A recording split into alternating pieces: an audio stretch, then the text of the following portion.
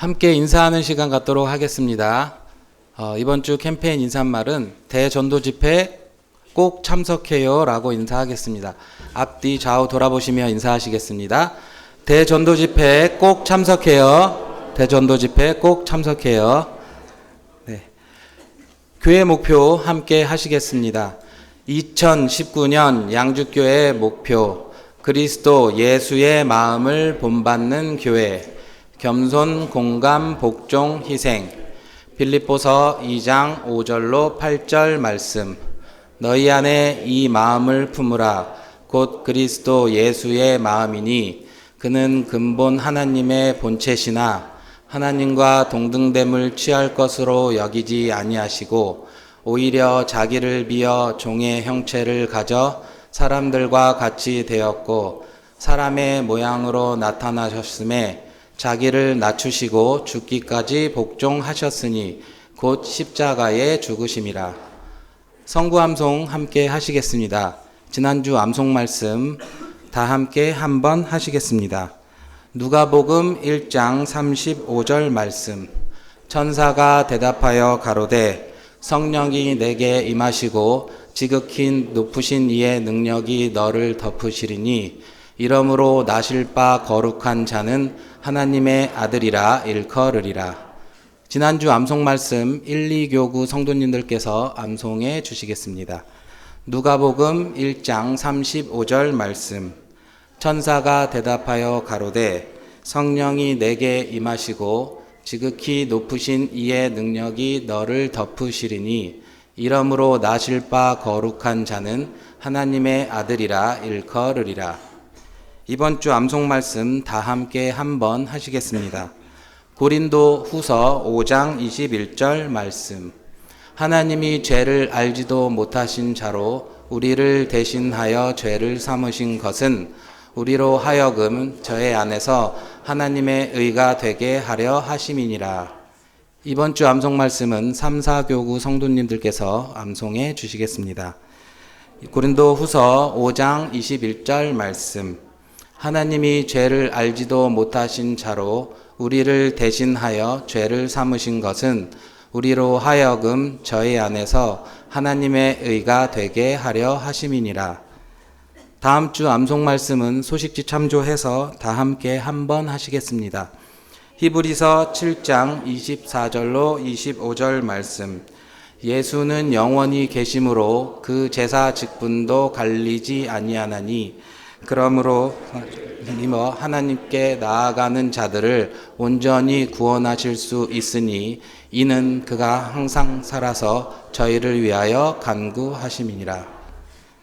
네, 이번 주 말씀은 박경수 담임 목사님께서 하나님 말씀 대언해 주시겠습니다.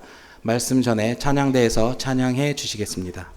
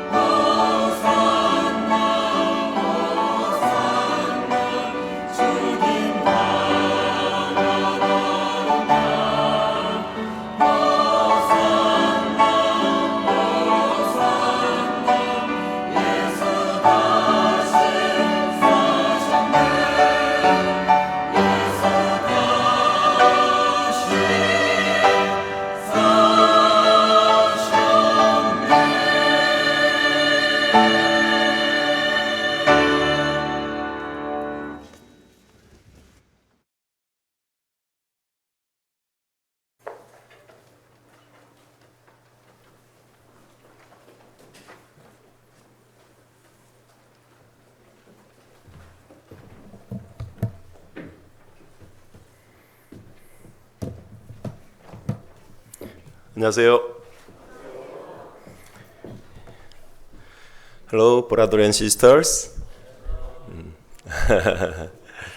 네, 이번 주일은 우리 세계선교부 형제자매님들과 같이 말씀을 배우는 주일입니다.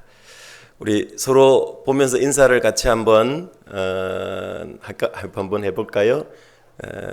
Say hello, each other. 서로 보고 인사 한번 해주실래요? 이쪽 보시고. 네, 네, 네.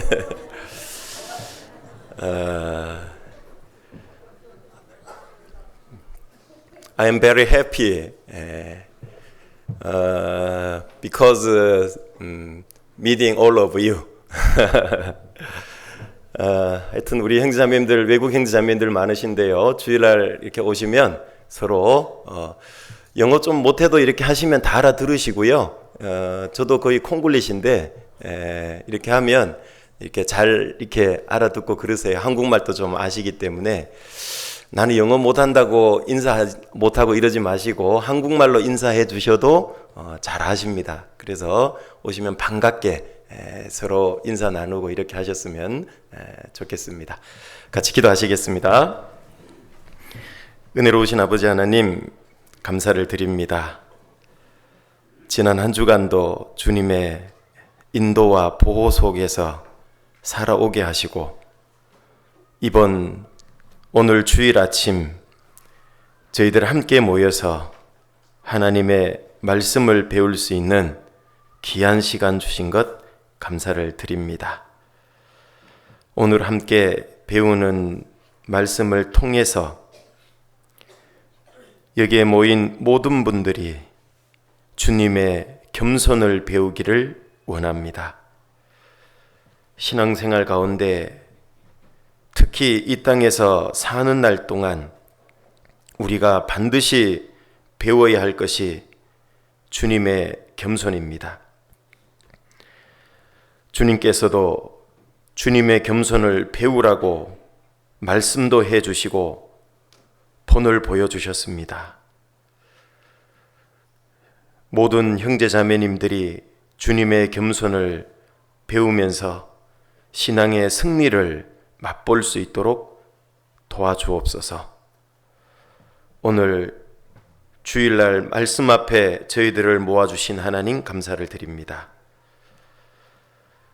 이 말씀들을 통해서 우리의 마음과 생각에 변화가 나타날 수 있도록 도와주시기를 원합니다.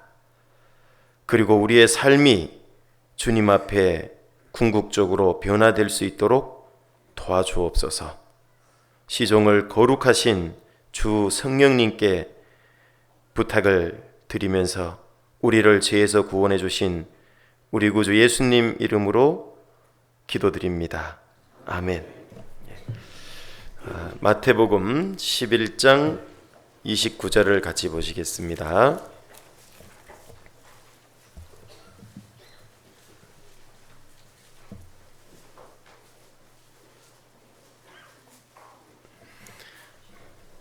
마태복음 11장 29절입니다.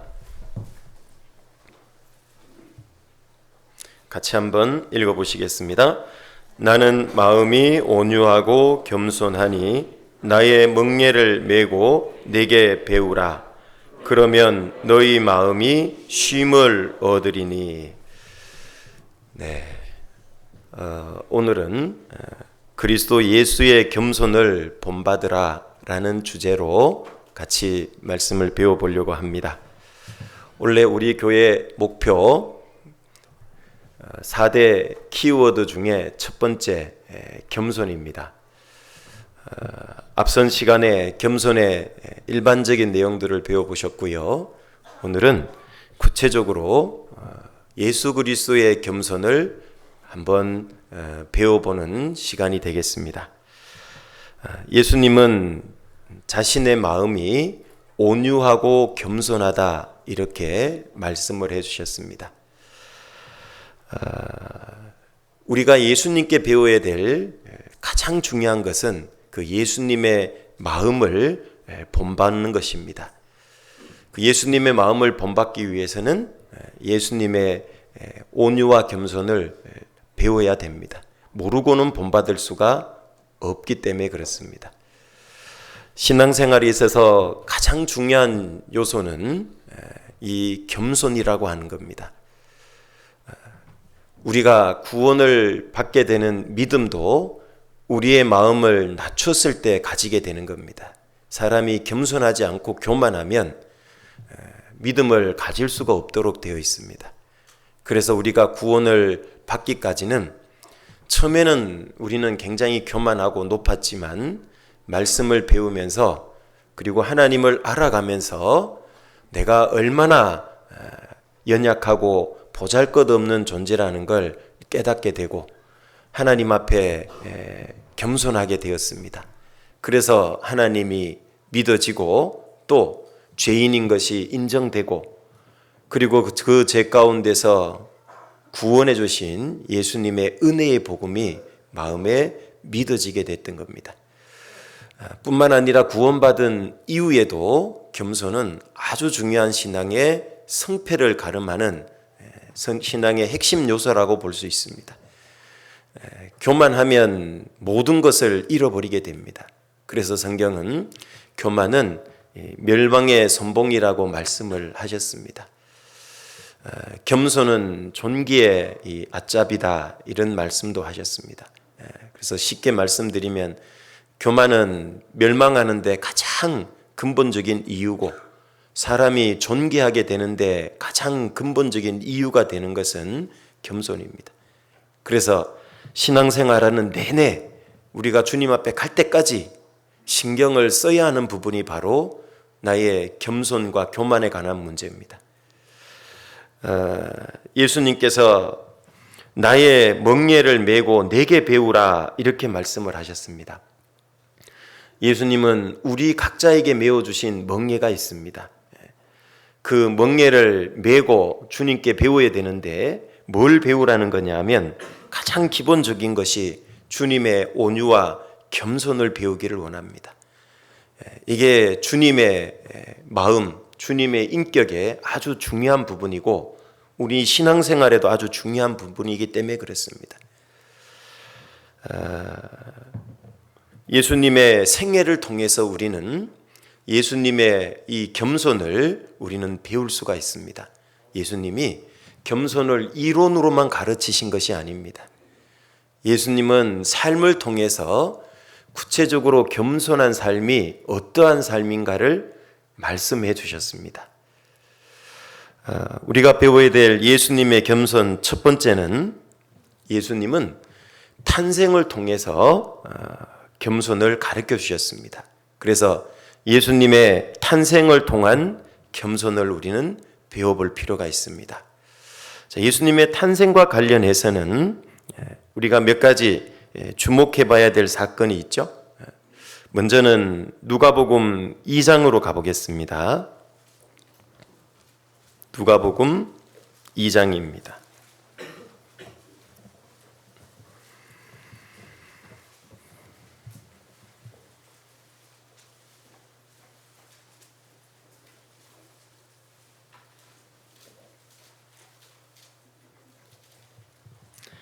이 장 6절부터 7절입니다.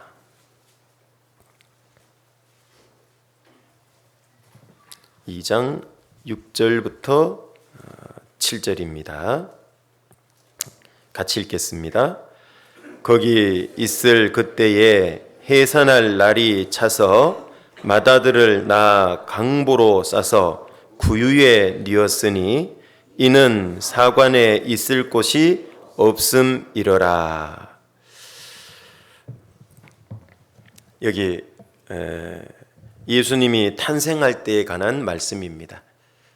당시 로마 제국의 지배를 받고 있었기 때문에요. 로마 황제가 여기 이제 1절에 보면 가이사 아구스토라고 나오죠. 로마 제국 전체에 호적하라는 명령을 호적령을 이제 반포를 합니다. 그래서 4절에 보면 요셉도 갈릴리 나사렛 동네에서 유대를 향하여 베들레헴이라 하는 다윗의 동네로 그 종문한 마리아와 함께 호적하러 올라가다가 그 베들레헴에서 해산을 하고 있는 그런 장면입니다. 그런데 그 당시에 많은 사람이 호족 때문에 이동을 하고 있었기 때문에 이 사관이라고 하는 것은 여인숙을 가리킵니다. 여인숙에 묵을 방이 없었던 겁니다. 그래서 어쩔 수 없이 그 짐승이 있는 그 마구간, 우리간이라 그러죠. 그 우리간에서 해산을 할 수밖에 없습니다. 거기서 아기 예수님을 낳아서 강보로 싸서 구유는 짐승이 먹는 먹이통, 죽통을 가리키잖아요. 그 구유에 뉘우게 됐던 겁니다. 예수님은 출생할 때로부터 이 아주 천한 그곳에서 태어나는 그 모습을 우리에게 보여주고 계십니다. 이 예수님은 어떤 분이십니까? 태어날 때는 아기 예수의 모습으로 태어났지만 실제 어떤 분이십니까? 이 예수님은 성경에 우주 만물의 창조주라고 나오십니다. 그리고 만왕의 왕이시고 영광 가운데 계신 하나님이십니다. 그 하나님이 여인의 뱃속에 10달 동안 아기로 있고, 그리고 태어날 때도 방 하나가 변변한 방이 없어서 짐승의 우리간에서 거기서 출생을 했다라는 사실은 그 속에 중요한 의미를 담고 있다는 뜻이에요. 그 중에서 가장 큰 게 겸손을 보여주고 있는 겁니다. 이 출생의 모습 자체가 얼마나 겸손한 모습이라는 걸 보여줍니다. 우리나라의 대통령이 마구간에서 주무셨다는 얘기를 들어본 적 있습니까? 어디에 지방에 가면 마구간에서 주무셨다는 얘기를 들어본 적이 있습니까? 상상하기도 어려운 얘기인데, 그거보다 더 상상하기 어려운 이야기가 바로 이 이야기인 겁니다. 이 엄청난 분이 아기의 몸을 입고 오셔서 짐승이 있는 우리간에, 그리고 먹이통에 뉘어지셨다는 건 얼마나 엄청난 겸손의 모습이었다는 걸 보여주는 겁니다. 뿐만 아니라 이 예수님은 태어나셔가지고 결국은 어디에서 주로 사셨죠? 이 나사렛이라는 곳에서 주로 사셨잖아요. 베들레헴에 태어나셔서. 이 나사렛이라고 하는 것은 큰 동네가 아닙니다, 당시에. 요한복음 1장에도 빌립이 자기 친구 나다나엘한테 예수님을 소개하니까요, 나사렛 예수라고 소개를 했잖아요. 요한복음 1장 45절에서 46절에 보면 그렇게 예수님을 소개하니까 나다나엘이 뭐라고 그럽니까? 나사렛에서 무슨 선한 것이 나겠느냐, 이렇게 얘기를 하죠. 그 말은 당시에도 나사렛은 아주 적은 동네고, 구약에도 메시아는 베들레헴에서 나지 나사렛에서 나지 않는다고 예언이 되어 있거든요. 그렇기 때문에 이 나사렛을 쉽게 만만하게 본 겁니다. 왜? 작은 도시거든요. 예수님이 주로 생활하신 것도 이 나사렛이라고 하는 아주 작은 마을인 겁니다. 뿐만 아니라 예수님이 공생애를 시작하시기 전 30여 년 동안 사신 그 가정이 바로 그 나사렛의 목수 요셉의 가정에서 생활했다는 얘기죠. 잘 아시는 대로 목수라고 하는 직업은 그 당시에 대단한 무슨 알아주는 그런 직업이 아닙니다. 천한 직업입니다. 그 천한 목수 집안에서 30년의 생애를 예수님이 보냈다는 걸 알 수가 있습니다. 예수님이 당시에 유명한 왕으로 오신 것도 아니고 유명한 바리새인 랍비로 오신 것도 아니잖아요.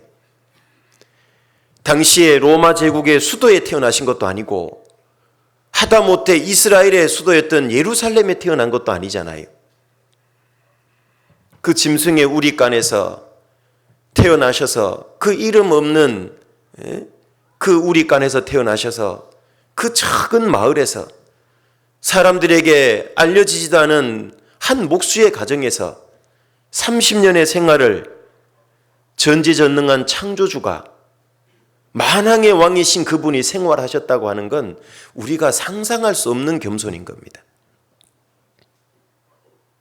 하다못해 우리가 친척집에 놀러가고 하계 수양에 갔는데 나보고 짐승의 우리간에서 생활하라 그러면 수양에 계속 있고 싶으십니까?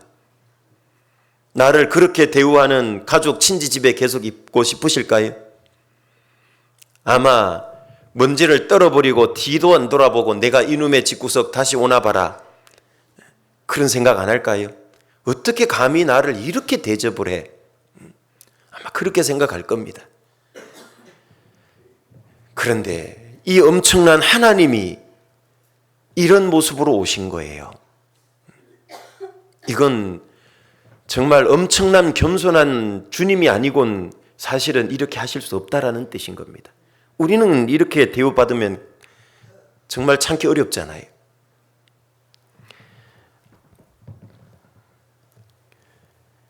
우리는 이 예수님의 탄생의 겸손의 모습을 통해서 배워야 될 중요한 교훈들이 있는 겁니다. 배워야 될 겸손이 있는 겁니다.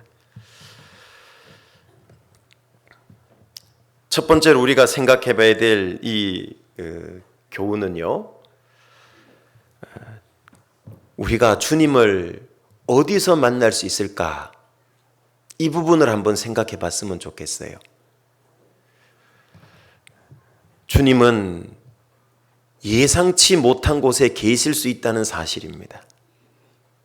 주님은 탄생의 모습을 통해 그걸 교훈을 해준 겁니다.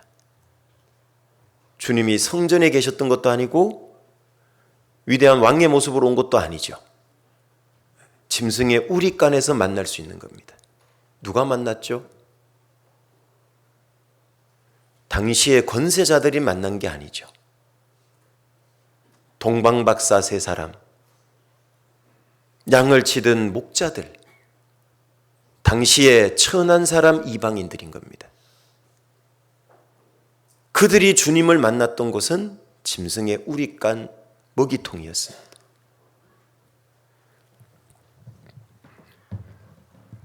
유대인들은 메시아는 당연히 성전에 계실 거라고 생각했죠. 그런데 메시아는 거기에 있었던 게 아닌 겁니다.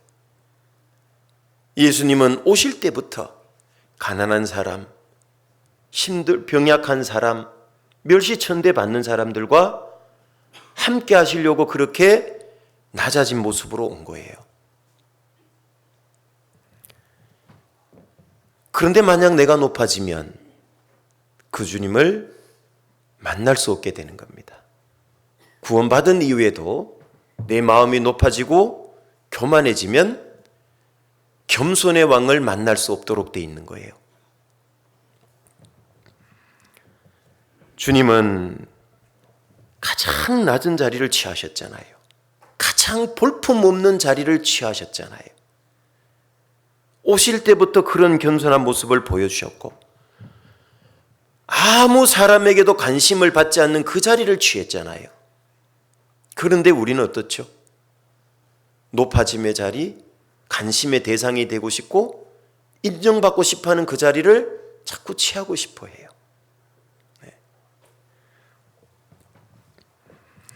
주님은 가장 낮고 볼품없고 사람들의 관심을 받지 않는 그 자리에 오셨다는 걸 통해서 우리가 구원받은 이후에 살아갈 때도 주님은 여전히 그곳에서 역사할 수 있다는 걸 우리는 기억해야 됩니다.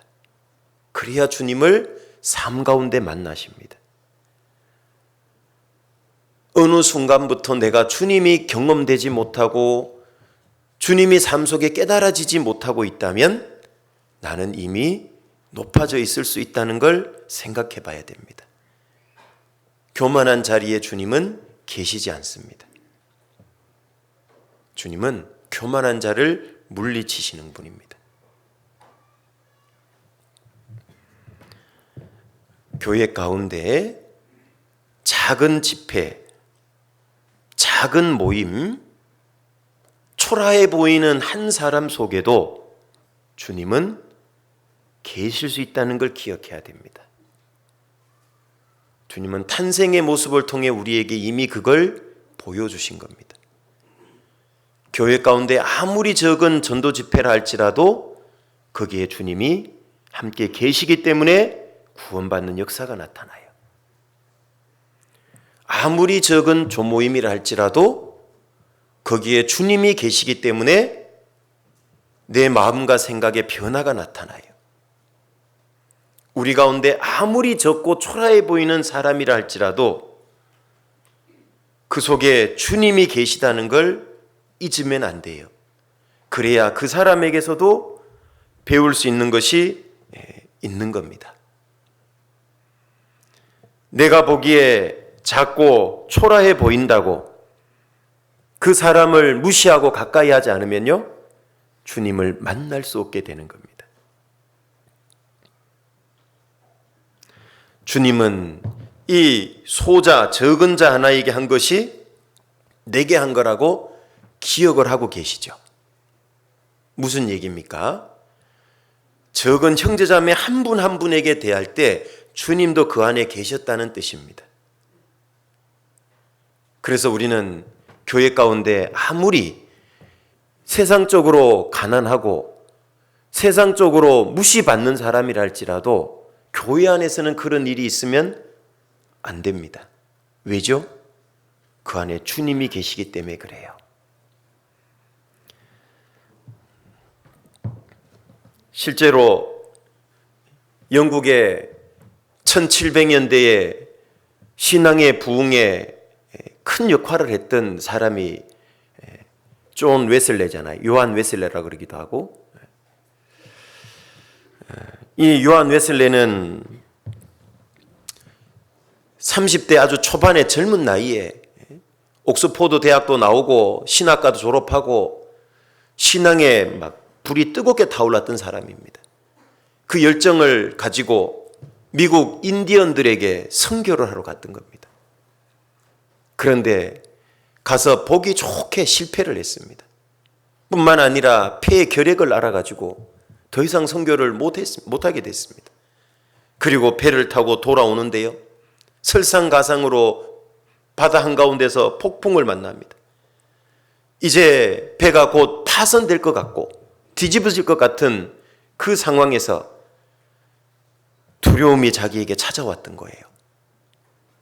그런데 한켠에 보니까 그 어렵고 위험한 상황에서도 하나님께 찬송을 하고 다른 사람을 돌아보는 한 무리의 신앙인을 봤던 겁니다.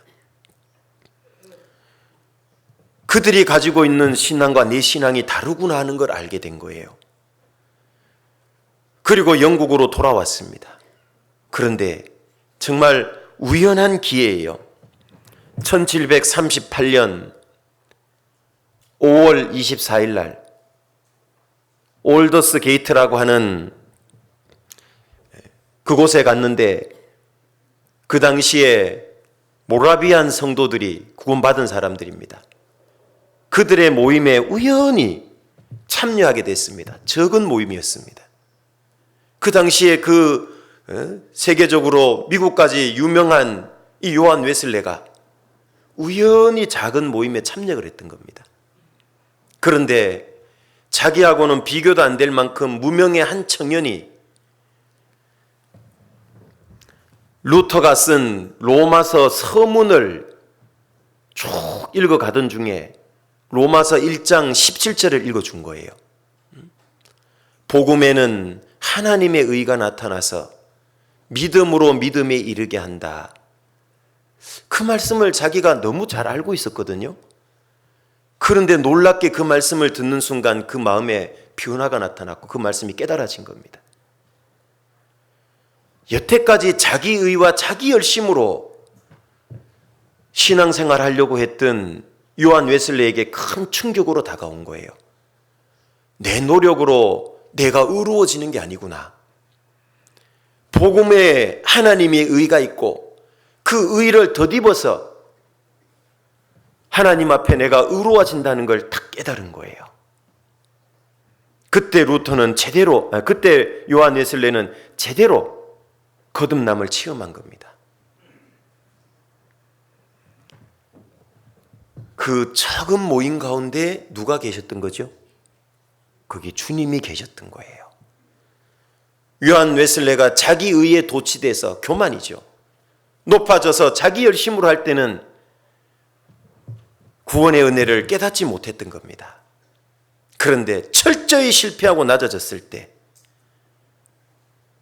주님은 그 요한 웨슬레의 발걸음을 구원받은 작은 무리 가운데로 우연을 가장한 필연으로 인도했던 겁니다. 거기에서 주님을 만났던 거예요. 우리도 교회 안에서요, 아무리 적은 지체, 아무리 적은 모임을 등한히 할 수 없는 이유가 여기에 있는 겁니다. 거기에 주님이 계시거든요.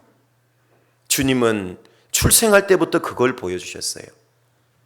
따라서 우리는 아무리 적은 형제자매 앞이라 할지라도, 심지어는 우리 교회 학교 어린아이 앞이라 할지라도 겸손해야 되는 겁니다.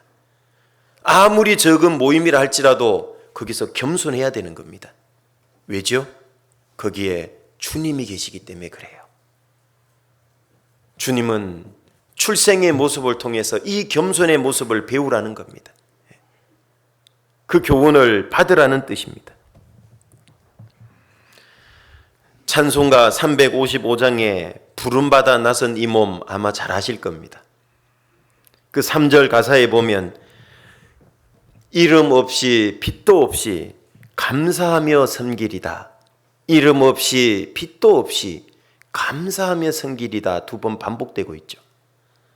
그게 겸손한 모습입니다. 자기를 드러내지 않고 감추는 겁니다. 이게 아주 중요합니다. 그래서 우리가 언제 어디서라도 주님 앞이란 걸 잊으면 안 되는 겁니다.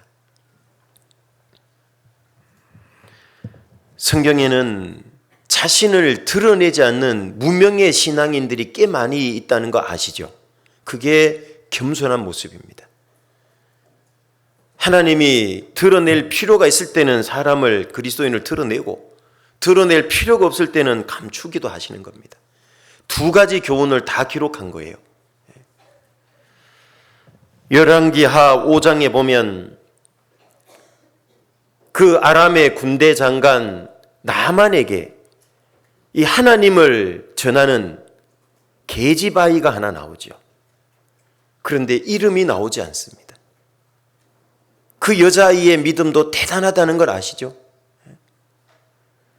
그 포로로 끌려온 그 노예 신분에 그 당시에 제2의 권력자인 자기 주인 나만에게 하나님을 전하는 거 보세요.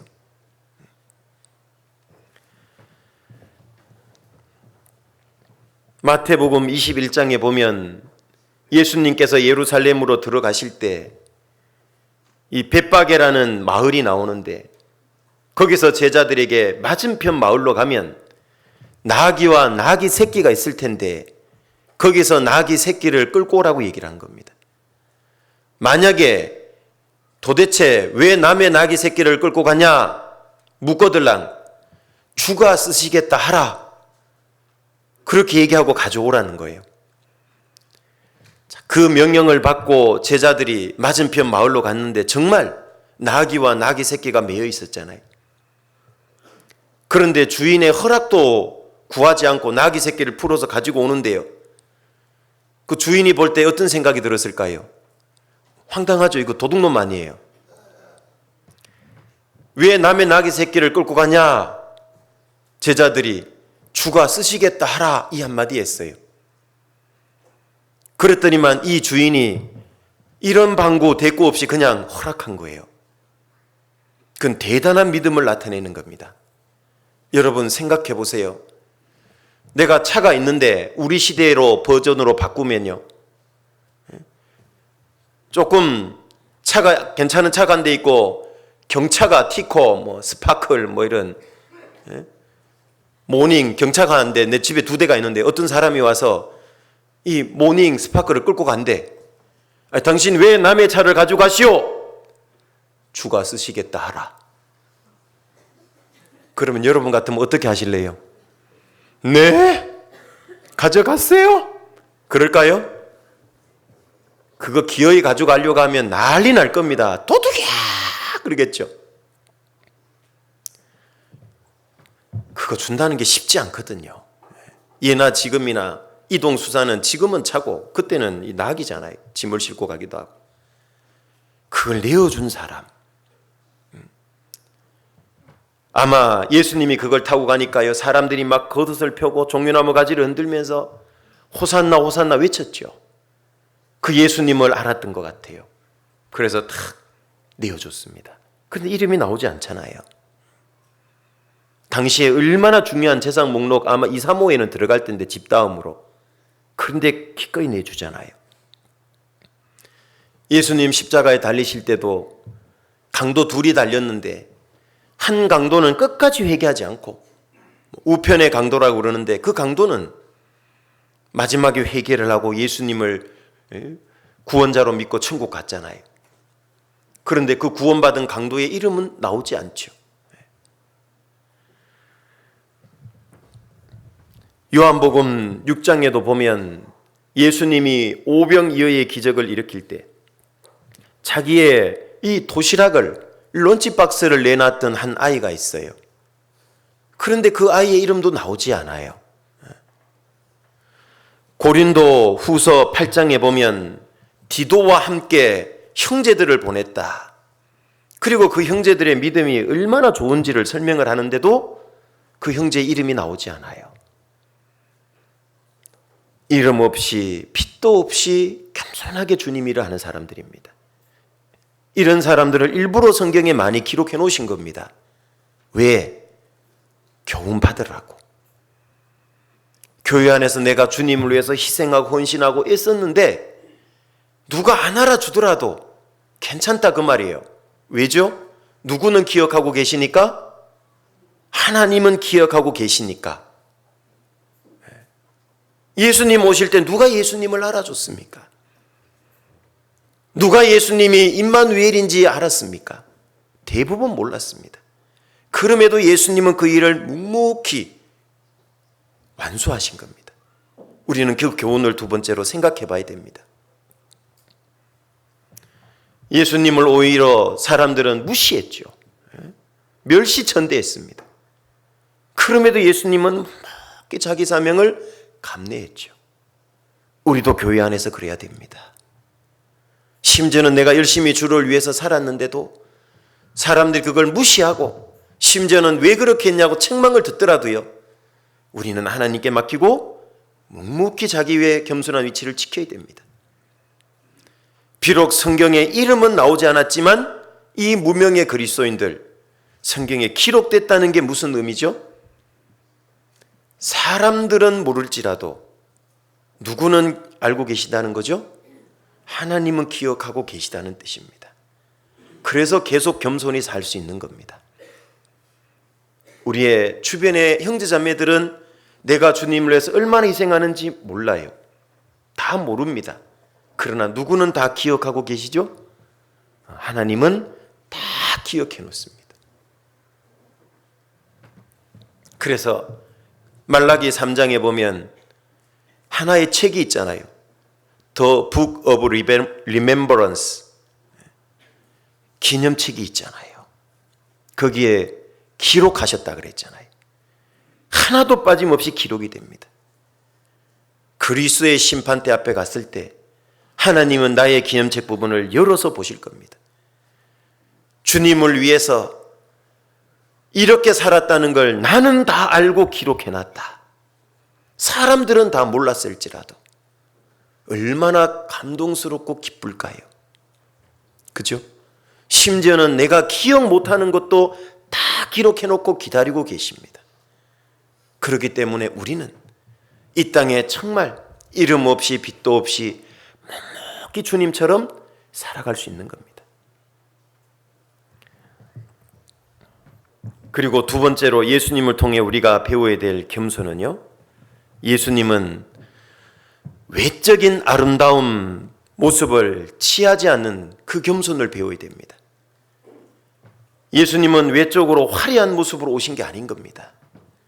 대개 어떤 걸 교만이라 그럽니까? 신앙의 내용은 없으면서 겉만, 거칠에만 하는 사람, 그걸 교만이라고 그러죠. 자기의 실제 모습과 다르게 포장된 모습, 그걸 교만이라 그래요.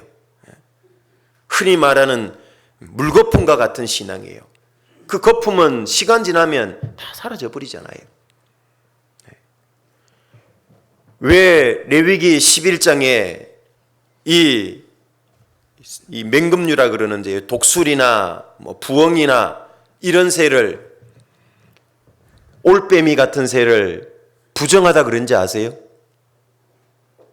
첫 번째는 일단 성질이 난폭하기 때문에 부정해요. 두 번째로는요, 그런 부엉이나 올빼미는 거품이 많아요. 자기 털을 굉장히 많이 가지고 있는데요, 커 보이고 용맹스러워 보이는데 실제 털 뽑아놓으면 부엉이나 올빼미는 요만해요. 거품이 너무 많은 거예요, 그게. 구원받은 그리스도인이 신앙의 외적인 부분만 신경 쓰면 그게 교만한 겁니다. 하나님이 중심을 보신다는 걸 무시하는 거예요. 모르는 거예요. 그 교만한 신앙인 겁니다. 예수님은 외적으로는 정말 보잘것이 없는 그런 모습으로 오셨잖아요. 이사야 성경 53장으로 가보시겠습니다.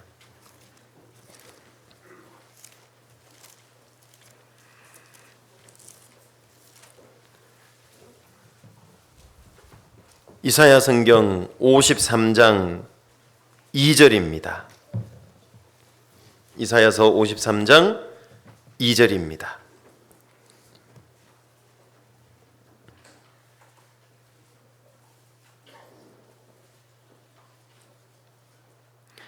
같이 읽겠습니다.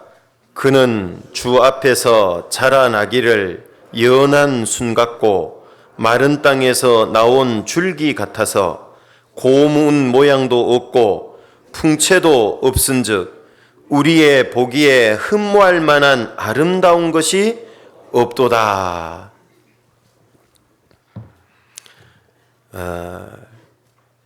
예수님은 이 땅에 오실 때요, 연한 순 같대요. 아주 튼실한 좋은 순이 아니고. 그래서 여기 마른 땅에서 나온 줄기 같다 그랬잖아요. 연한 순은 순인데 마른 땅에서 나오면 어떻게 되죠? 비실비실, 시들시들 이런 상황인 거예요. 가끔 예수님에 대한 초상화를 기독교 백화점 가면 보는데요, 어떤 모습이던가요? 일단 머리가 놀놀해요. 무슨 맥주물에 감았는지. 피부는 또 그렇게 좋아. 피부 미남이요. 그리고 이 얼굴 골격도 조각 미남이요. 통역이 될지는 모르겠지만 아무튼 very handsome해요. 그런데 성경은 그렇지 않다고 말씀하거든요. 여기 고운 모양이 없다 그랬죠? 예. 어여쁘지 않다 이런 뜻이에요. 영어 의미로는. 풍채도 없은즉, 이 풍채는 영어 성경에는 form 이렇게 나와요. form. 모습이, 예. 야, 저 사람 풍채 좋네 그러잖아요, 한국말. 그게 없어요. 그러니까 어때요? 예수님은 좀 말랐을 것 같고 정말 누가 볼 때 건강 걱정할 정도로 연약해 보인 거예요. 보약 한 제 해드리고 싶을 정도로. 그래서 우리의 보기에 흠모할 만한 아름다운 것이 없어요. 예수님은 외적으로는 그래요. 그러나 그 예수님 속에는 어마어마한 게 들어있잖아요. 엄청난 게 들어있잖아요. 그 속에는. 육체는 우리와 똑같은 육체를 입었어요. 심지어는 우리보다 외모가 더 떨어질 수 있는 거예요. 그죠? 힘도 약해 보이고 외모도 그렇게 아름답지 않고. 그런데 그 속에는 엄청난 게 들어있잖아요. 구약의 이스라엘 민족이 성막을 만들었어요. 타버나클을. 그 타버나클 성막을 만들 때 보면 이 성막을 덮는 덮개가 총 4겹으로 되어 있어요. 그런데 그 덮개의 가장 마지막 윗부분은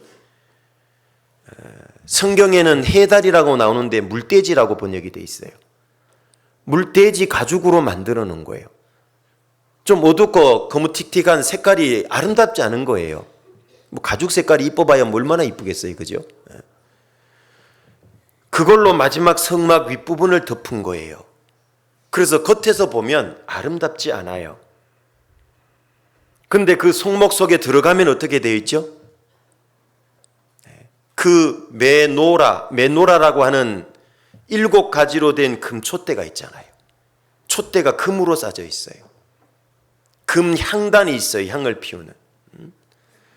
그 속에는 온갖 금으로 장식된 하나님께 제사 드릴 때 사용되는 기구들이 있는 거예요. 그리고 금촛대에는 항상 불이 밝혀져 있죠. 밝아요. 금이 번쩍번쩍 하는 겁니다.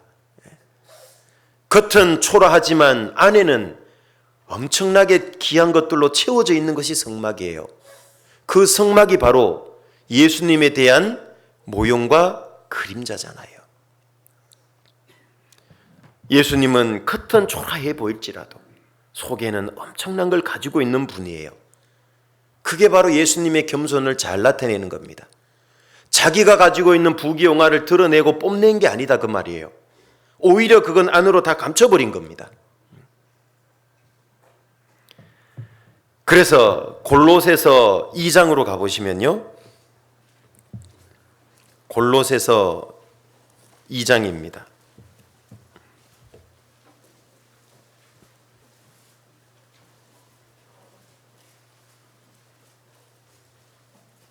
이 장 2절부터 3절입니다.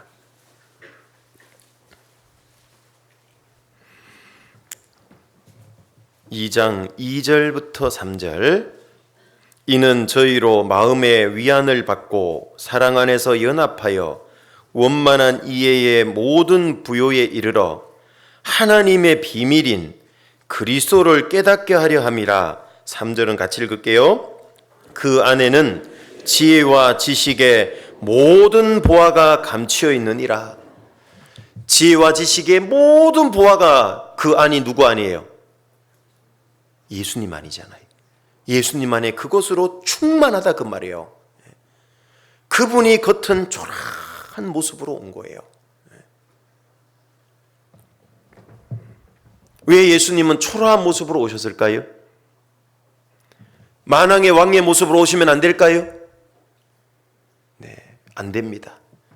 그렇게 오시면 우리를 구원할 수가 없잖아요. 예수님은 한 마리의 어린 양으로 죽으러 오신 거예요. 죄인의 대표로 오신 거예요. 우리를 섬기러 오신 종의 모습으로 오신 거예요. 그래서 보잘것없는 외모를 취하신 겁니다. 그게 겸손한 모습이에요. 종이 주인보다 더 화려하게 해가지고 다니는 종을 본 적 있습니까? 그런 종은 없잖아요. 9절로도 가보겠습니다. 9절입니다. 9절 같이 읽겠습니다.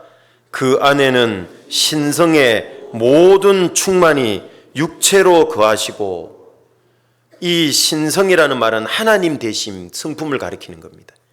육체를 입고 오신 분이지만은 그 속에는 하나님 되신 모든 성품이 충만히 거하는 거예요. 그분이 예수님이셨던 겁니다. 그럼 우리도 어떻게 신앙생활 해야 될까요? 나의 좀 있다고 있는 걸 자랑해야 될까요? 잘난 외모를 뽐내야 될까요? 그건 교만한 모습인 겁니다. 사람이 안으로 이 사람이 충만해지고 채워질수록 그 사람은 겉으로는 고개를 숙이는 게 겸손한 모습이에요. 잘 아시잖아요. 가라지는 익을수록 고개를 쳐들잖아요. 그죠? 곡식은 익을수록 어떻죠? 고개를 떨굽니다. 모르시는 분은 오늘 집에 돌아갈 때 이 교회당 앞에 나가면 곡식과 가라지가 있습니다. 이 쌀하고 피하고 가을이 되면 명확히 구별되잖아요. 내 신앙은 자꾸 고개를 쳐들고 있다면 그건 교만한 겁니다. 신앙생활 하면 할수록 고개가 숙여져야 되는 겁니다. 그게 겸손한 거죠. 사람을 의식하면 고개가 쳐들어지는 겁니다. 사람한테 자랑하고 싶고 자기를 드러내고 싶고 하나님을 의식 안 하니까. 그런데 반대로 하나님을 의식하면 그 사람은 자꾸 고개를 숙이도록 돼 있는 거죠. 자꾸 자기를 감추도록 돼 있는 거예요. 자기를 안 드러내려고 그래요.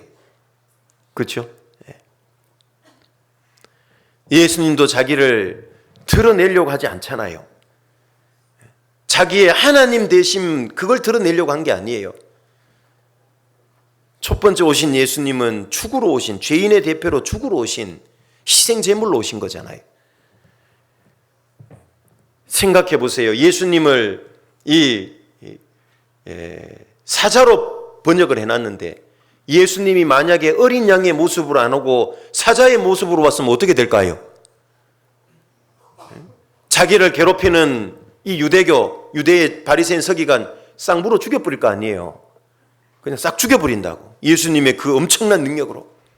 자기를 못 박으려고 하는 로마 병정들 다 없애버릴 수 있잖아요. 그 만왕의 왕 사자의 모습으로 오면 안 된다니까요. 철저히 형편없는 모습으로 오는 겁니다. 인간의 몸을 입고 오셔서 죄인의 대표로 죽어야 되니까.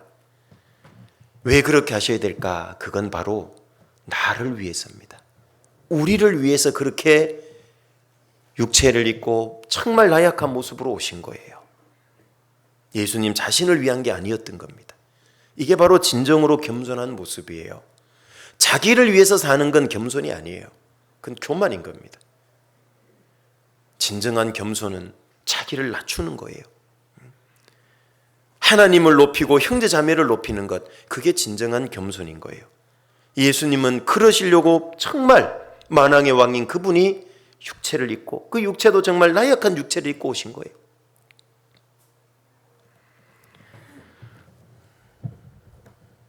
예수님은 그 속에 가장 아름다운 모습을 가졌어요. 겉은 아름답지 않지만. 그래서 디모데후서 1장 14절에 보면 네게 부탁한 아름다운 것을 지키라, 이런 말씀이 있어요. 너에게 부탁한 아름다운 걸 지키라. 그 아름다운 게 뭐냐면 복음이에요. 예수님이 십자가에서 완성한 복음은 아름다운 거라고 말씀하는 겁니다. 예수님은 어떤 분이십니까? 아름다움의 근원이십니다. 아름다움의 창조자십니다. 그렇죠? 이 땅의 아름다운 모든 걸 누가 만드셨습니까? 예수님이 같이 창조주가 돼서 만든 겁니다. 그 아름다운 예수님이 가장 아름다운 일을 하셨는데 그게 뭐냐? 우리를 구원하는 그 일이 가장 아름다운 일인 겁니다. 하나님이 이 땅에 행하신 일 중에 가장 아름다운 일이 뭐냐? 지옥 갈 죄인인 나를 구원하는 일이 가장 아름다운 거예요. 그래서 그 구원받은 그리스도인들이 모여 있는 걸 시편 133편 1절에는 형제가 연합하여 동거함이 어찌 그리 선하고 아름다운고, 그렇게 얘기하는 거예요. 예수님은 십자가의 죽으심으로 더 아름다운 이름을 가지시게 됐던 거예요. 그 완전한 예수님이 예전에는 덜 아름다웠다는 뜻일까요? 네, 한 가지 측면에서는 그래요.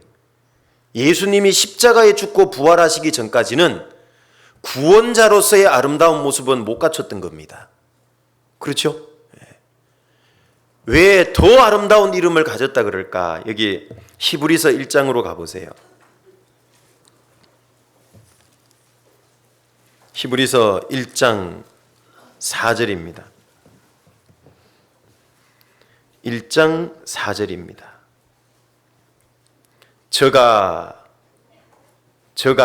저는 예수님입니다. 천사보다 얼만큼 뛰어남은 저희보다 더욱 아름다운 이름을 기업으로 얻으심이니. 예수님은 삼위일체 하나님인데 뭘 또 새롭게 얻은 게 있을까요? 아름다운 이름을 새로 얻었어요. 바로 구원자 예수라는 이름을 얻은 겁니다. 그건 십자가에 죽으셔야지만 실제로 없는 이름이거든요. 구원받기 전, 예수님이 십자가에 죽고 부활하시기 전까지는 구원자가 될 수 없잖아요. 그게 더 아름다운 이름을 가진 겁니다. 히브리서 8장으로 가보세요.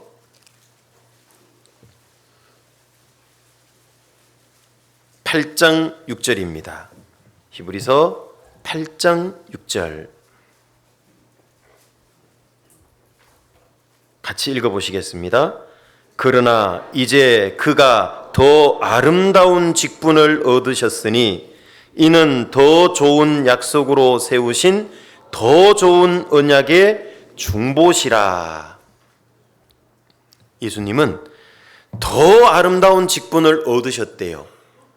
예수님은 원래 완전하신 분인데 더 아름다운 직분을 얻으셨대요. 이게 무슨 직분입니까? 우리를 구원하는 그 구원자로서 영원한 대제사장으로서의 직분을 얻으신 겁니다. 구약에 있던 대제사장은 1년짜리예요. 시간 지나면 매년 바뀌어지는 겁니다. 그리고 그 대제사장은 죽어요. 그런데 예수님이 십자가에 죽고 부활하심으로 얻으신 죄를 사하는 대제사장의 직분은 영원한 겁니다. 그리고 한 번에 영원히 속죄한 제사를 드린 겁니다. 그래서 더 아름다운 직분을 얻으셔가지고 더 좋은 약속이에요. 이게 새 언약입니다. 구약은 옛 언약이에요. 율법은 옛 언약입니다. 그걸로는 결코 우리를 구원할 수 없잖아요. 율법은 우리의 죄를 더욱 깨닫게 하고 지옥 갈 죄인이라고 정죄할 뿐인 겁니다. 그래서 구원 받으라고 하는 게 바로 율법을 주신 목적인 거죠. 율법 자체가 우리 죄를 씻어줄 수는 없잖아요. 바로 예수 그리스도만이 우리 죄를 씻어줄 수 있는 새 언약인 겁니다. 그게 더 좋은 약속이라고 말씀하시는 거예요. 더 좋은 언약의 중보시라, 중간에서 보호하는 분이에요.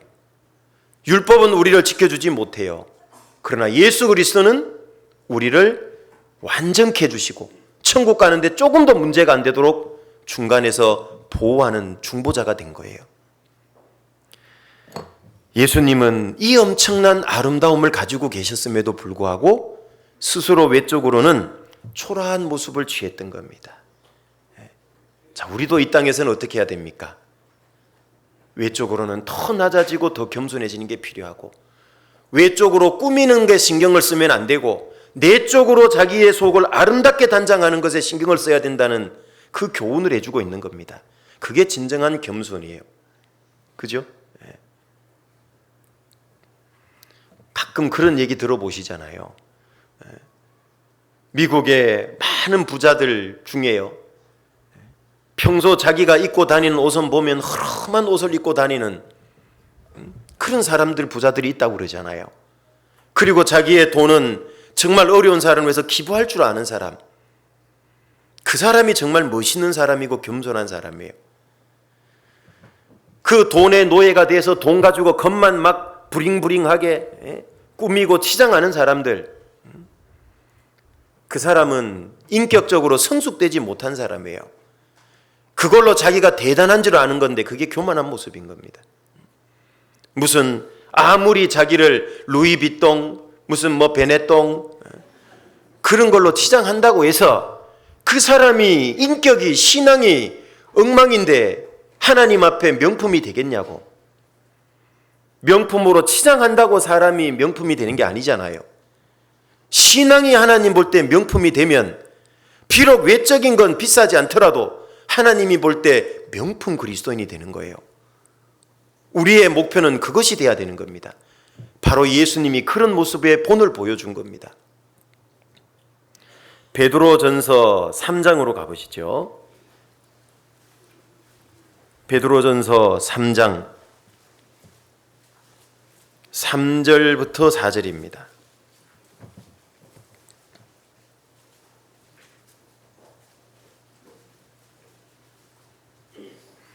베드로전서 3장 3절부터 4절 같이 읽어 보시도록 하겠습니다. 너희 단장은 머리를 꾸미고 금을 차고 아름다운 옷을 입는 외모로 하지 말고 오직 마음에 숨은 사람을 온유하고 안정한 심령에 썩지 아니할 것으로 하라. 이는 하나님 앞에 값진 것이니라. 성경은 외적인 모습을 단정하지 말고 내적인 신앙을 단정하라 이렇게 말씀하세요. 어떠한 고난과 어려움이 올지라도 요동되지 말고 온유하고 안정한 심령을 소유한 사람이 내적으로 단정된 사람이잖아요. 그래서 신앙의 속사람이 주님 볼 때 성숙하고 성장하는 이것이 겸손한 모습이다 그 말이에요. 외적으로 자기의 신앙을 속은 엉망이면서 신앙생활 잘하는 것처럼 거룩한 것처럼 그건 거품이다 그 말이에요. 그건 교만한 모습입니다. 하나님을 무시하니까 그렇게 살아가는 겁니다. 우리는 우리의 속사람, 내적인 신앙을 단장하도록 신경을 써야 됩니다. 나는 내 외적인 모습과 내적인 모습 중에 어떤 것을 단장하는데 시간과 마음을 더 들이고 있습니까? 생각해 보세요. 오늘 아침에도 이곳에 나올 때 외모 꾸미고 단장하는데 시간을 얼마나 쓰셨습니까? 어떤 분은 일단 머리부터 감아야지요. 샴푸와 린스를 해야지요. 거기다 영양제도 발라야지요. 얼굴은 그냥 올 수 없으니까 무슨 에센스부터 뭐 파운데이션, 메이크업 물론 해야지요.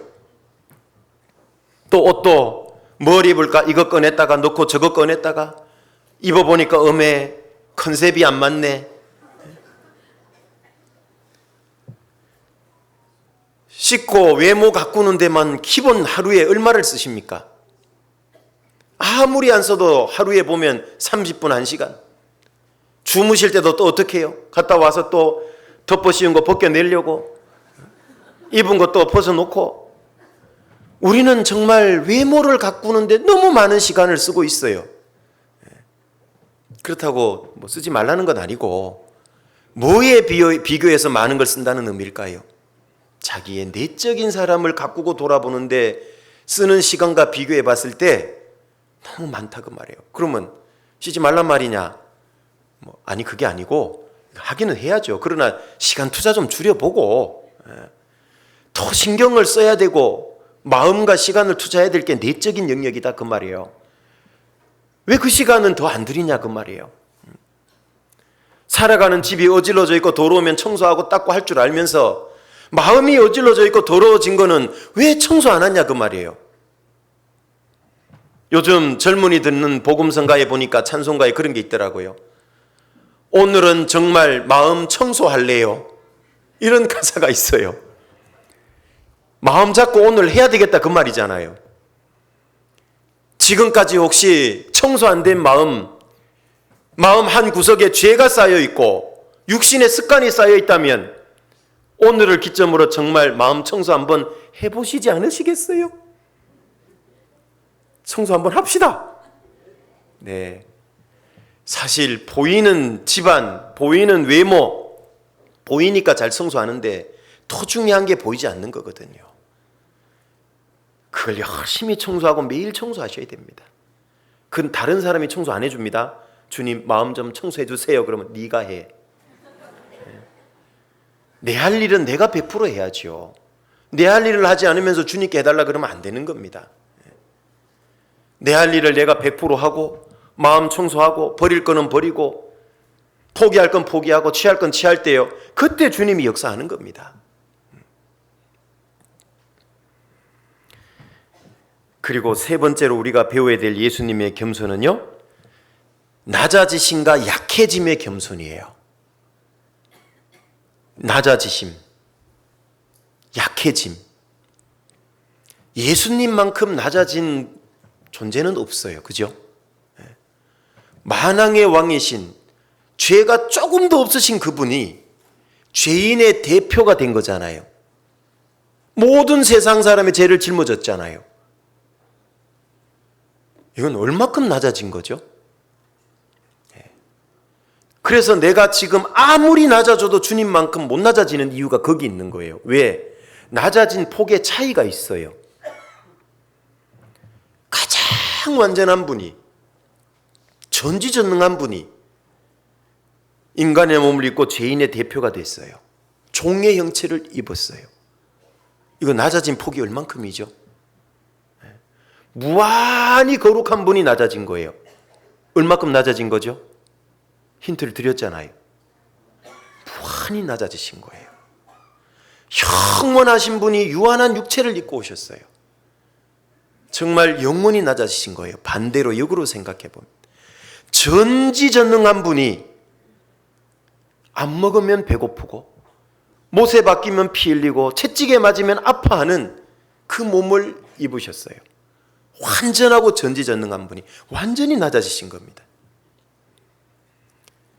그분 앞에 서면 인간 중에 아무리 겸손한 사람이라 할지라도 겸손하다는 말 못하도록 돼 있어요.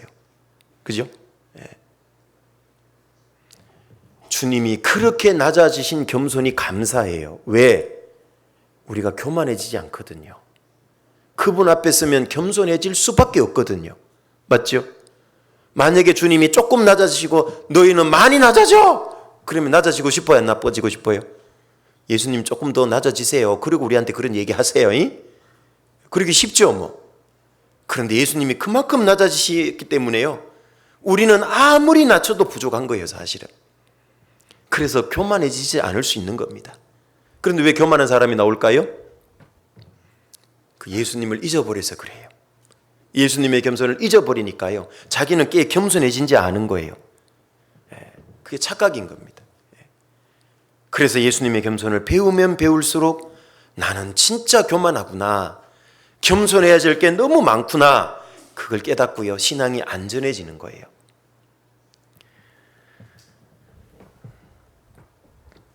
우리 교회 목표 말씀 잘 외우시잖아요. 빌립보서 2장 5절부터 8절. 얼마나 낮아지신지 아시죠? 예수님은 근본 하나님이세요. 그분이 자기를 비웠어요. 다 드러낸 겁니다. 비워내버린 거예요. 전지전능한 하나님으로서의 능력을 다 비워내는 거예요. 그리고 어디까지 비워내고 낮췄죠? 종의 형체를 잊기까지.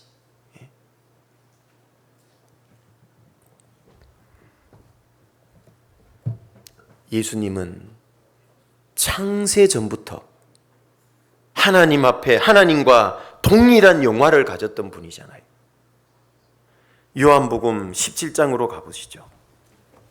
요한복음 17장 5절입니다. 요한복음 17장 5절입니다.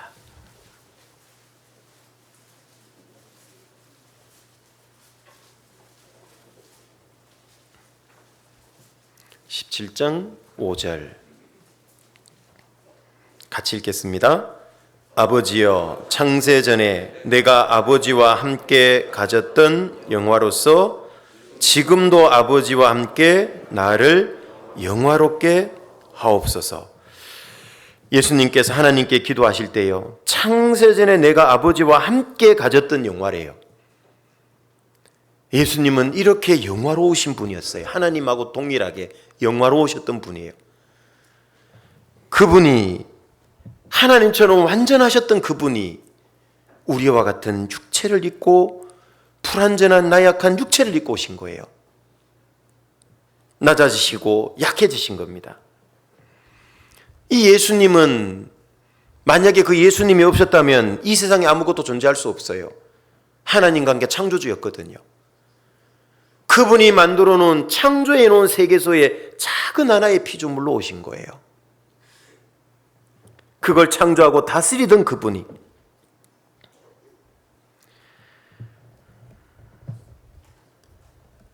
이 예수님은 또한 영적으로는 천사도 엄청난 능력을 가졌지만 그 천사보다도 능력이 탁월한 분이라고 나오잖아요.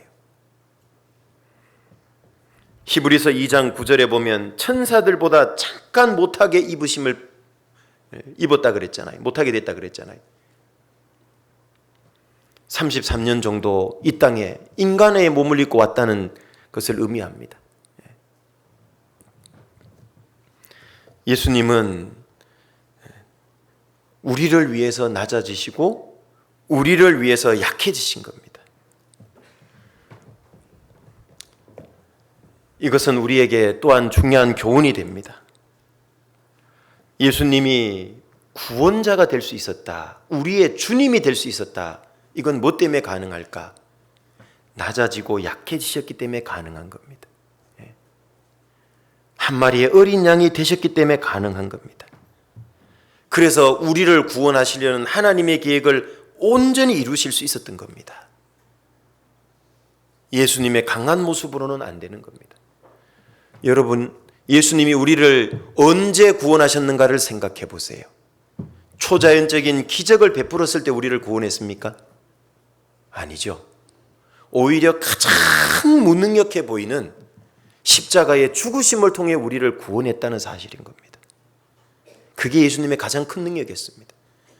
여러분, 예수님이 물리를 걷고 바람을 잠잠케 할 때 땀방울이 핏방울이 되도록 기도했습니까? 아니잖아요. 그런데 나를 구원하기 위해 십자가에 죽으실 때는 어떻게 했죠? 땀방울이 핏방울이 될 정도로 기도했죠. 예수님은 자기의 전지전능한 능력으로 우리를 구원 못합니다. 뭘로만 가능하죠? 십자가의 죽으심으로만 가능한 거예요. 네.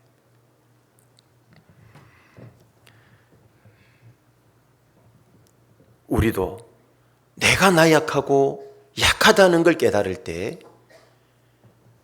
예수님이 하나님의 계획을 온전히 이룬 것처럼 우리도 이룰 수 있어요.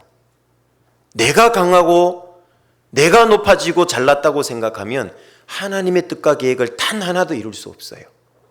하나님은 나를 구원하실 때 많은 뜻과 계획을 가지고 있거든요. 그런데 내가 높아지면 그 어떤 것도 이룰 수 없어요. 위대한 사도 바울이 어떻게 자기의 달려갈 길을 마칠 수 있었을까요? 로마에 가서 목 잘려 죽는 순교의 길로 인생을 가장 영광스럽게 마칠 수 있었을까요? 사도 바울은 끊임없이 낮아졌다는 걸 발견해 볼 수 있습니다. 사도 바울이 신약 성경을 약 14권 정도 기록했다 그러는데요. 사도 바울이 기록해 놓은 신약 성경을 기록해 놓은 순서로 쭉 보면 점점 사도 바울은 나약하고 낮아지고 있다는 걸 발견하게 됩니다. 그래서 그 위대한 사명을 감당할 수 있었던 겁니다. 먼저 고린도전서 15장으로 가보시죠. 고린도전서 15장 9절입니다. 고린도전서 15장 9절입니다. 9절 같이 읽어보겠습니다. 나는 사도 중에 지극히 적은 자라 내가 하나님의 교회를 핍박하였으므로 사도라 칭함을 받기에 감당치 못할 자로라. 자, 자기를 고린도전서를 기록할 때는 뭐라고 얘기했냐면 사도 중에 지극히 작은 자라고 얘기해요. 이 고린도전서는 약 AD 55년 말에서 56년 초에 기록됐다 그럽니다. 사도 바울이 3차 전도 여행 때 에베소에 있을 때 기록했다고 주로 여겨지는데요. 그래서 55년 말부터 56년 초입니다. 그때 자기는 자기를 사도 중에 지극히 작은 자라고 얘기하잖아요. 그런데 에베소서 3장으로 가보세요. 에베소서 3장 8절입니다. 에베소서 3장 8절입니다.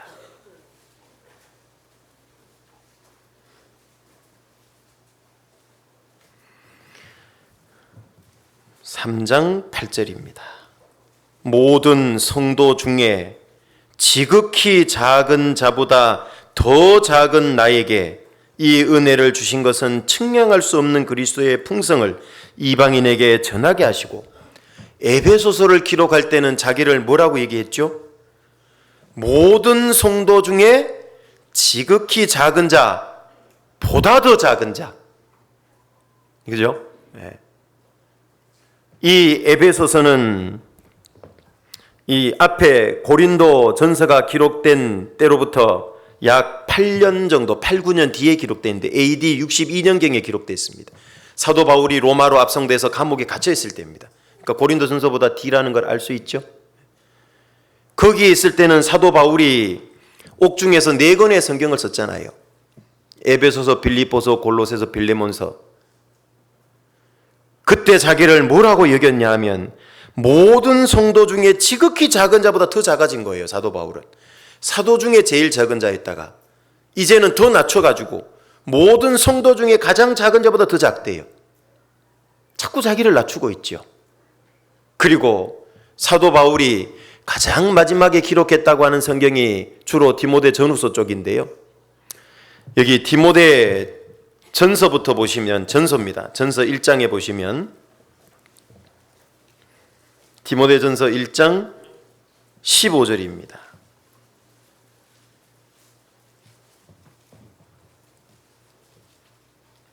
1장 15절.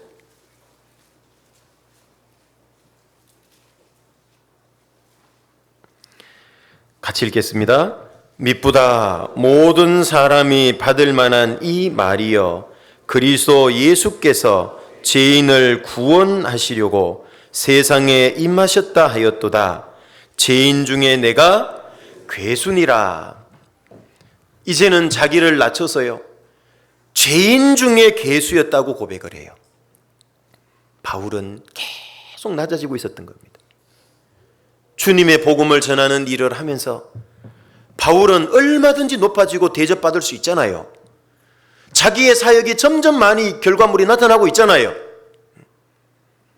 안디옥에도 교회가 세워지고, 또 터키에도 교회가 세워지고, 유럽 쪽에도 교회가 세워지고, 로마에도 복음 전해서 교회가 세워졌어요. 우쭐할 수 있잖아요. 교만해 줄 수 있잖아요. 한 사람을 통해 얼마나 큰 역사가 나타났습니까? 그런데도 바울은 오히려 더 낮아지고 있었다는 거예요.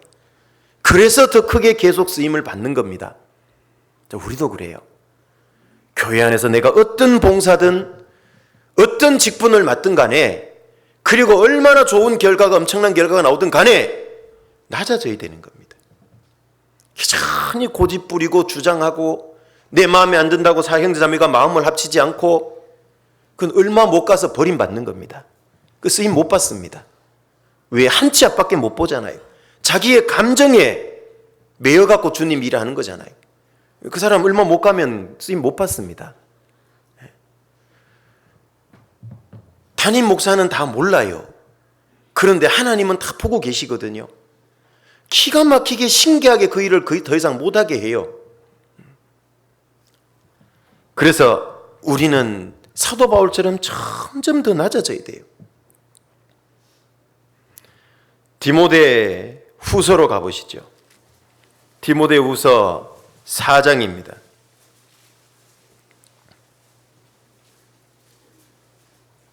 4장 6절입니다.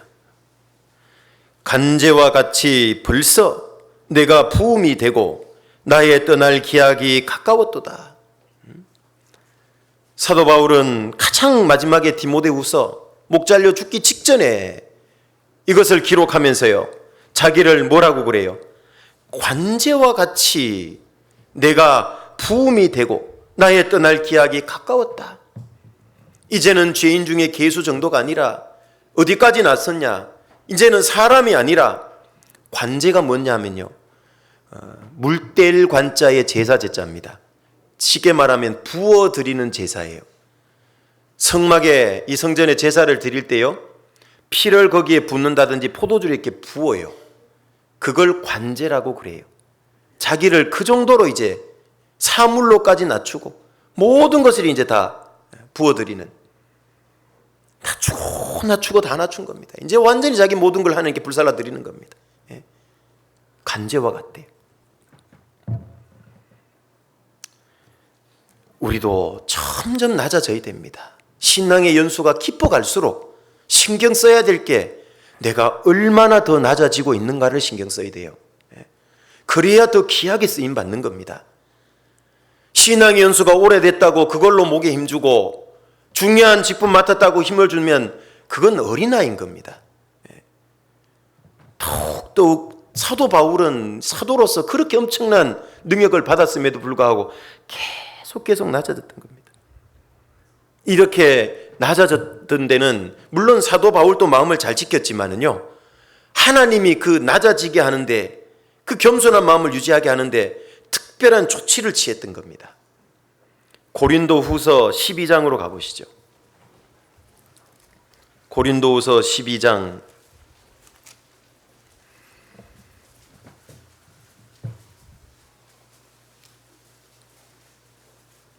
7절부터 보겠습니다. 7절입니다. 12장 7절입니다.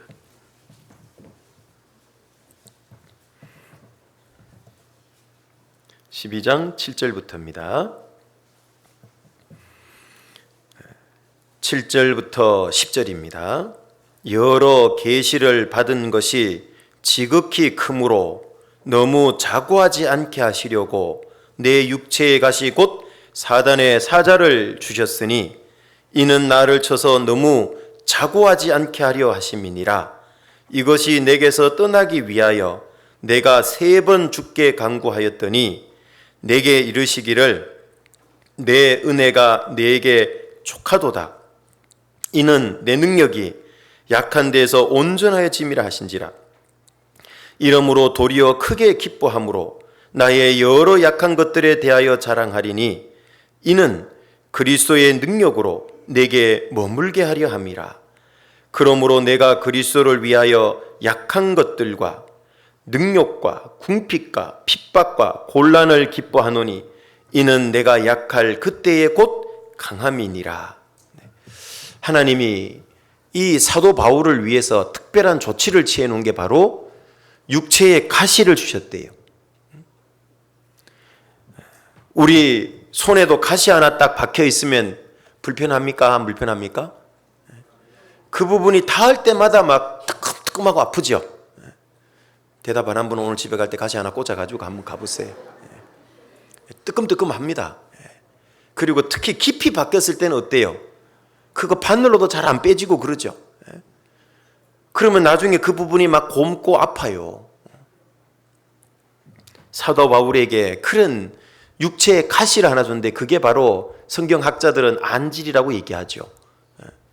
그리스도인들을 잡으려고 다메섹으로 가다가 밝은 빛 가운데 주님 만나고 나서 눈에 비늘 같은 게 딱 덮이고 아마 그때 문제가 좀 생겼을 거라고 그래요. 그래서 사도 바울의 서신서에 보면 할 수만 있었다면 저희가 자기 눈을 빼서라도 나한테 주려고 그랬고 또 내 몸에 너희에게 꺼리는 게 있다 이런 표현을 쓰고 있죠. 아마 눈에 눈곱도 많이 끼고 안질이 눈물도 많이 나고 좀 그런 질병을 가지고 있었던 것 같아요. 그리고 시력도 썩 좋지 않았던 것 같아요. 이 바울을 직접 성경 못 쓰고 드디어라는 대필자를 통해서 많이 대필을 하고도 하잖아요.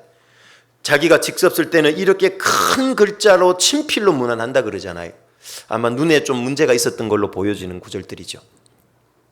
그걸 하나님이 주셨어요. 왜 주셨냐 하면 7절에 보니까 여러 계시를 받은 것이 지극히 커서 그래요. 너무나 많은 걸 받았거든요. 12장 1절부터 4절도 보면 하나님이 사도 바울을 천국에 딱 잠깐 천국을 다녀가게 했어요. 구경시킨 겁니다. 이 많은 능력, 계시를 받았기 때문에 교만해지기 십상이잖아요. 너희들 이거 아냐? 나 이런 능력 있어? 교만해지기 십상이잖아요. 그래서 이 육체의 가시 하나를 탁 줘가지고요. 늘 하나님을 의지하지 않으면 안 되도록 한 거예요.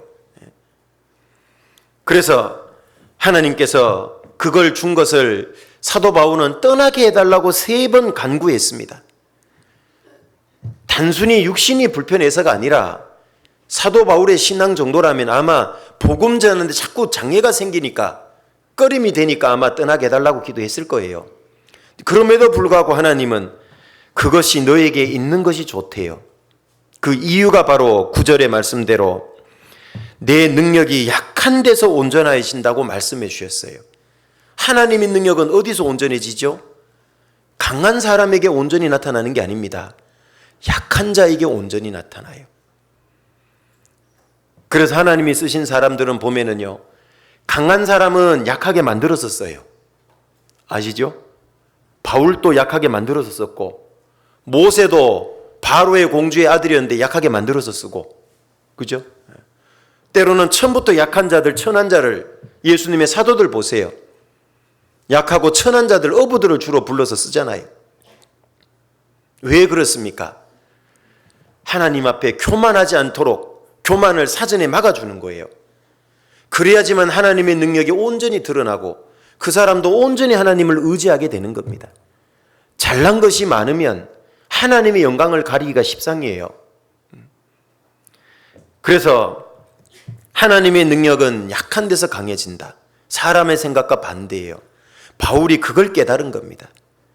바울이 가지고 있었던 그 많은 능력, 특권들, 하나님이 배설물처럼 버리게 만들었던 겁니다.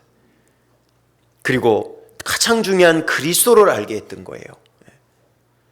내가 그리스도를 얻는 것이 가장 고상하고 중요하기 때문에 내 모든 걸 배설물로 버렸대잖아요. 그리고 10절에 끝부분에 보면 이는 내가 약할 그때의 곧 강함이라. 자기의 약함을 아는 사람은 어떻게 하죠? 강한 것을 의지하도록 돼 있잖아요.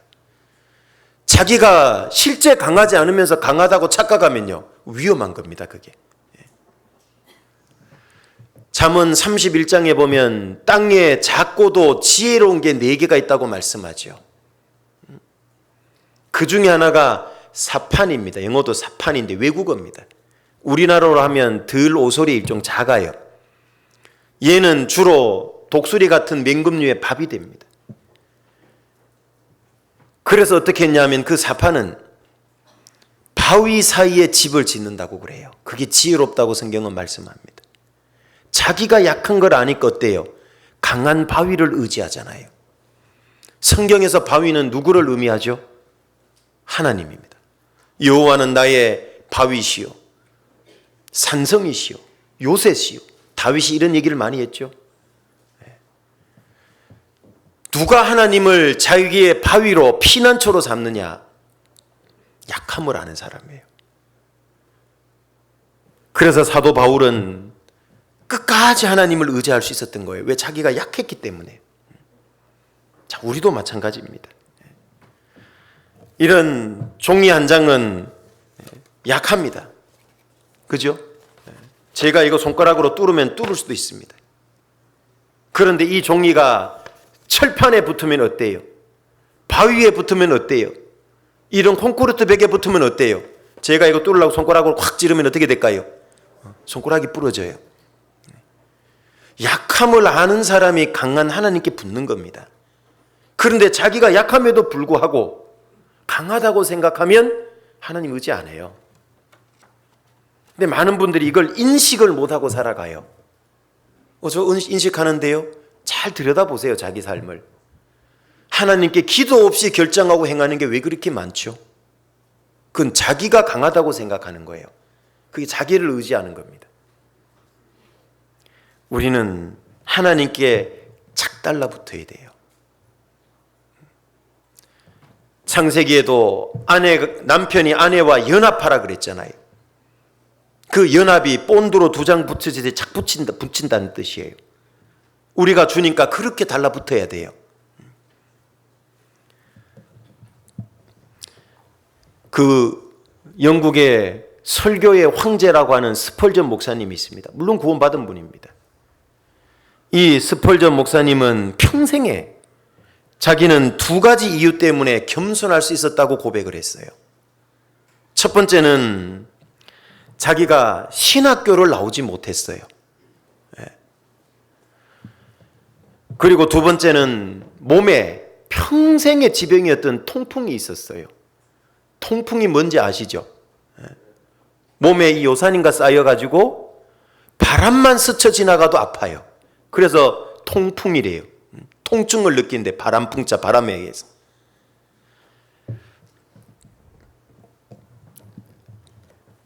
스펄전은 신학교를 나오지 않았다고 사람들에게 엄청 비난을 받은 거예요.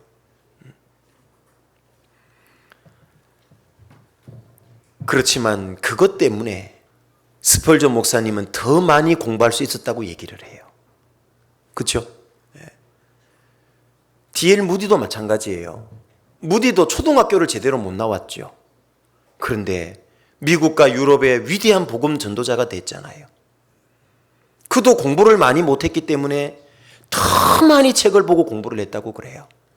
하나님은 무디의 무식을 쓴 게 아니죠.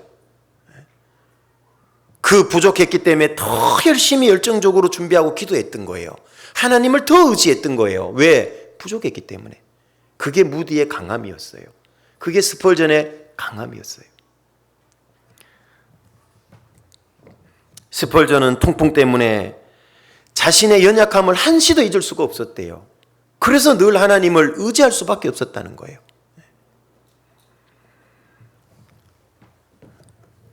어떤 고참 수도사가 있었는데 신참 수도사가 왔더래요.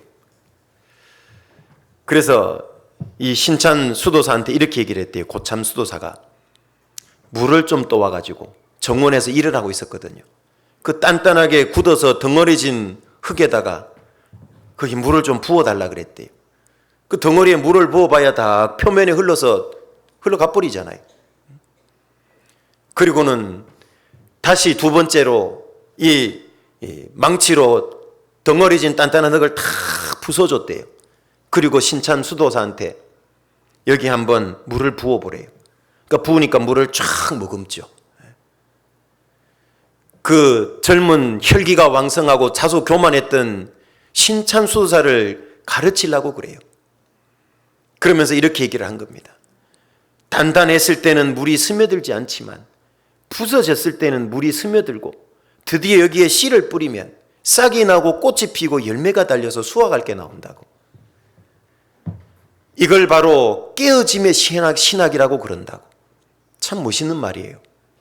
우리가 단단하게 내 자아가 단단하고 교만하면요, 하나님은 거기서 어떤 싹도 틔울 수가 없어요. 그게 씨가 들어갈 수가 없잖아요. 말씀의 씨. 또 물은 말씀을 비유하잖아요. 말씀이 지속적으로 공급되어야 싹이 나고 성장하고 열매를 맺잖아요. 고로 나는 부서져야 돼요. 깨어져야 돼요. 그래서 어디까지? 가루가 돼야 돼. 그래서 생명의 떡인 주님과 한 덩어리가 돼야 돼요. 성찬식 때 많이 배워보셨죠? 보리나 쌀이나 밀이 완전히 가루가 될 때 한 떡이 되는 거예요. 주님과 온전히 연합이 돼요. 내가 부서지지 않고 깨어지지 않고는 하나가 될 수 없어요. 그래서 예수님은 어떻게 되셨습니까? 낮아지고 연약하신데 어떻게 해요? 완전히 부서지셨죠. 십자가에서. 그죠? 자기 자신을 주체할 수 없을 만큼 다 부서지신 겁니다. 내 마음이 촛밀 같아서 내 속에서 녹았다고 시편 22편은 말씀하잖아요. 완전히 부서지고 깨어지신 겁니다. 그래서 그분은 생명의 떡이 되실 수 있는 거예요. 자, 우리도 그게 필요해요. 내가 부서지고 깨어지고 낮아져야 돼요. 그 겸손을 배우라는 겁니다. 부서져야 하리, 부서져야 하리, 또 깨어져야 하리, 깨어져야 하리. 더 부서지고 더 깨어져야 돼요. 그래야 주님과 온전히 연합돼요. 내가 강하면 연합이 안 돼요. 예수님의 낮아지고 겸손해지시고 약해지신 이 부서지심의 겸손을 배워야 됩니다. 아직도 내가 덜 부서진 게 있다면 더 부서지십시오. 형제자매들의 말이나 행동에 자꾸 문제에 걸린다. 덜 부서져서 그래요. 내가 완전히 박살나고 부서지면 내가 없어지는 겁니다. 내 안에 사느니 예수 그리스도니 주님이 살아야죠. 그 사람이 진짜 겸손해진 사람인 겁니다. 오늘 세 가지 예수님의 겸손을 배웠습니다. 나머지는 다음 배우도록 하겠습니다. 기도하겠습니다. 은혜로우신 아버지 하나님, 감사를 드립니다. 최고급 요리는 항상 낮은 접시에 담기는 것처럼 우리도 주님 앞에 낮춰지고 낮아지고 부서지고 부서져서 가장 낮은 겸손의 위치를 취하기를 소원합니다. 그럴 때 하나님은 우리에게 최고의 것을 담으실 수 있다는 걸 잊지 않도록 도와주옵소서. 주님 앞에 가는 그날까지 주님의 그 겸손이 우리의 마음과 생각과 삶에 온전히 이루어지기를 소원합니다. 또한 특별히 간구드리옵는 것은 이제 대전도 집회가 한 주 앞으로 다가왔습니다. 이 집회를 통해서도 많은 영혼들이 구원함을 얻을 수 있도록 도와주옵소서. 또한 이 집회를 위해서 열심히 기도와 전도로 저희가 동참할 수 있도록 도와주옵소서. 또한 한 주간 비록 피곤하고 힘들고 바쁘지만 열심히 희생하고 봉사를 통해서 한 영혼이라도 구원받는 이 놀라운 구원의 역사에 저희가 동참할 수 있기를 소원합니다. 또한 교회 가운데 육체의 질병으로 또 다치셔서 병중에 계신 믿음의 식구들 계십니다. 주님, 그 모든 분들 일일이 기억해 주시고 속히 건강한 몸으로 회복될 수 있도록 주님, 회복의 그리고 치료의 능력으로 함께 해 주옵소서. 예수님 이름으로 기도드립니다. 아멘. 같이 찬양하시겠습니다. 찬송가 505장 같이 찬양하시겠습니다.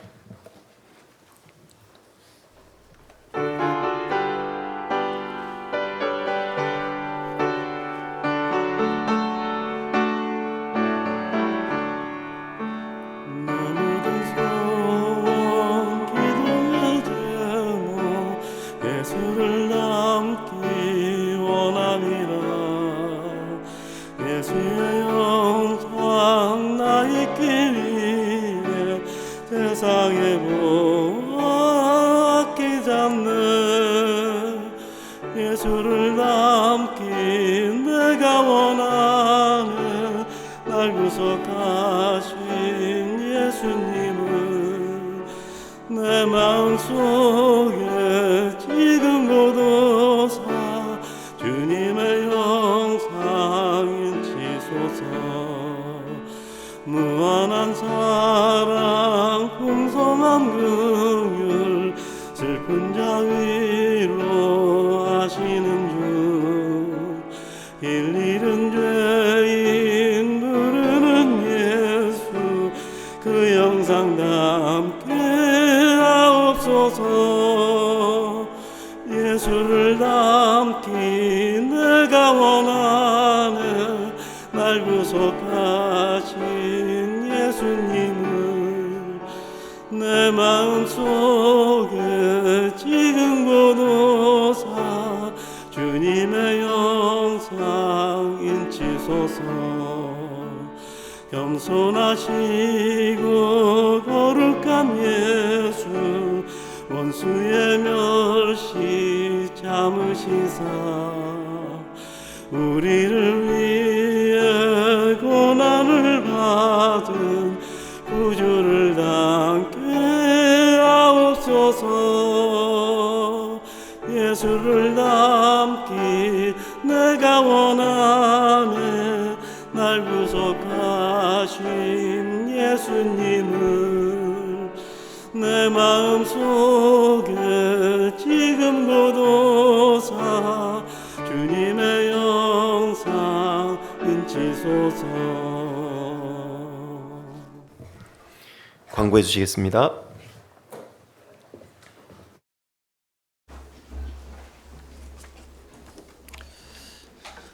광고 드리겠습니다. 대전도 집회가 이제 한 주 앞으로 다가왔습니다.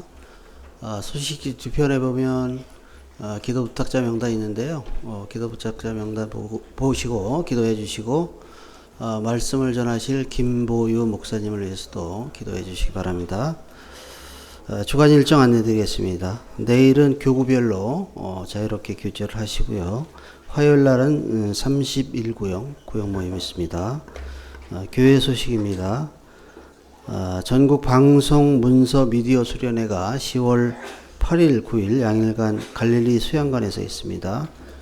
해당 부서에서 봉사하시는 형제님들 참석하시기 바랍니다. 그리고 은빛장년의 야외교제가 돌아오는 토요일 날 연천 구석기 축제에 참여를 하십니다. 10시에 출발하니까요. 참고하시기 바랍니다. 바자회가 10월 13일 다음 주 주일날 있습니다. 세계 선교 헌금 마련을 위해서 하니까요.